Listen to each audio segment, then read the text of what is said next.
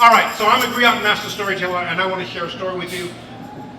The words of Aretha Franklin are echoing through my head. So as you listen to the story, I want you to ask this question: who's zooming who? All right, some of y'all got that. That's okay.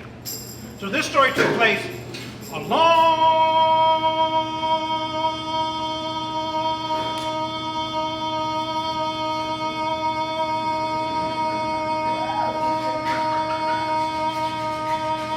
time ago. Now there was this here slave they called King John Silver. They called him a king because despite his being a slave, he carried himself in a regal manner. They called him John because the so-called master named him John. And they called him Silver because he always seemed to have a pocket full of silver on him, even though slaves weren't allowed to have money. Every day King John would go off to town where he wasn't supposed to go. He would sell fortunes he wasn't supposed to tell, and he'd make himself a whole lot of silver he wasn't supposed to have. You could hear him going, fortunes, fortunes for sale, fortunes, fortunes for sale. Well, one evening he was coming back from town where he wasn't supposed to go, having sold fortunes he wasn't supposed to tell, and he had a whole pocket full of silver he wasn't supposed to have. And he ran into the so-called master. And the master said, John. By the way, that's not the way he spoke. He said, John, where have you been? Don't tell me, you've been off to town again. Just then his pocket shook full of silver. He said, John, give me the silver. And he took all the silver. He said, John, you're my favorite slave, but I'm afraid I'm going to have to make an example of you. Tomorrow morning I'm going to take you down to the river, and I'm going to drown you. John said, well, sir, I suppose you got to do what you got to do. I'm going to put you in a croaker sack, John. I'm not kidding. I'm going to drown you. Yes, sir, I understand, but if you're going to put me in a croaker sack and throw me in the river, you better put an anvil on top of me. An anvil? Why? Because, you know, I'm full of air, and if the croaker sack opened, I might float back up to the top. He said, that's a good idea, and I'm glad I thought of it. So the next day, they put John in a croaker sack, and everybody was sad. The women just were crying because everybody liked John because he helped them out when he could. And John said, don't forget the anvil. So the so-called master called on his two favorite slaves, Leroy and Roy Lee. And they went off to find the biggest anvil they could find. Well, while they were gone, John undid the top of the croaker sack, slipped out, filled it full of rocks, took his work shirt off, put it on top of the rocks, and hid behind a bunch of bushes. When the master came back, he said, John, are you still in the croaker sack? Now, John was a slave, but he wasn't stupid. Yes, sir, I'm still in the croaker sack. They opened the croaker sack, saw the work shirt, dropped the anvil on top of it. John behind the bushes went, ooh! Like I said, he wasn't stupid.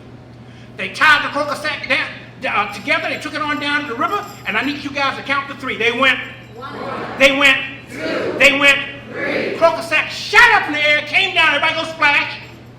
Everybody go splash. Now go bloop, bloop, bloop, bloop. Now go, don't do that again. After a couple of minutes, they knew that John had drowned, and everybody went about their business.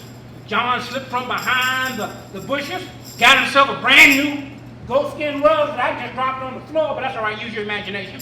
And he went up to town. Fortunes, fortunes for sale. Fortunes, fortunes for sale. Late that night, the master was feeling guilty because he thought he drowned John. Well, if he was feeling bad because he thought he drowned John, I imagine how John would feel if he'd been drowned.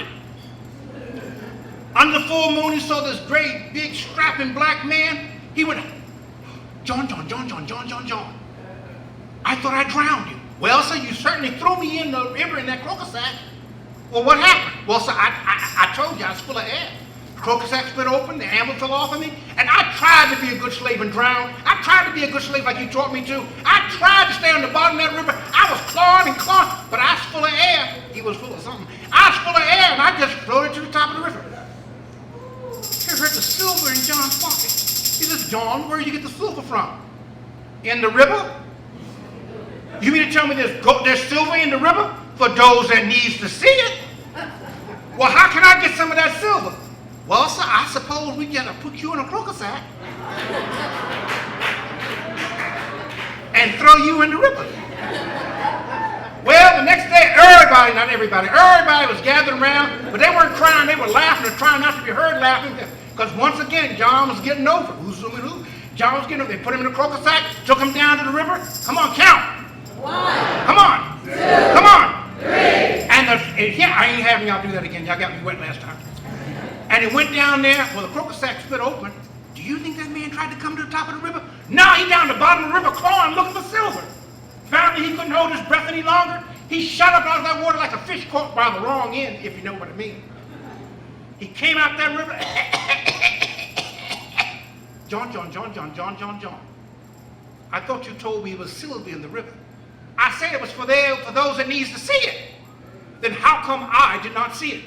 Well, sir, I suppose because you got that big house on top of the hill full of all that nice stuff in your house, you didn't need to see it.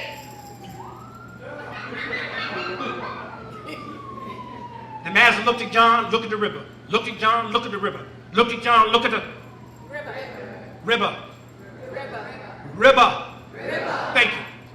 Got so mad he stormed him up. It didn't come out for 3 days. But when he stormed up, everybody looked at John. They were chuckling. And John grabbed himself another magical goatskin rug and went off to town going, fortune for sale, fortune for sale. Now, I want y'all to ponder on this. Who y'all think was running that plantation? John or the so-called master? Who was zooming who? Asante.